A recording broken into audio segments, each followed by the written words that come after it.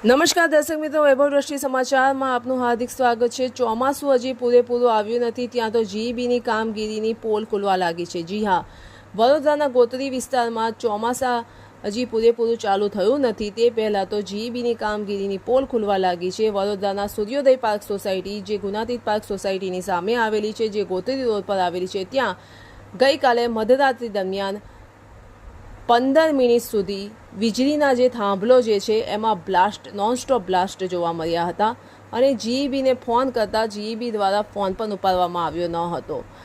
આ જે થાંભલો છે તેની બાજુમાં એક વૃક્ષ પણ આવેલું છે, પરંતુ જીઈબી દ્વારા તે કાપવામાં પણ આવી રહ્યું નથી।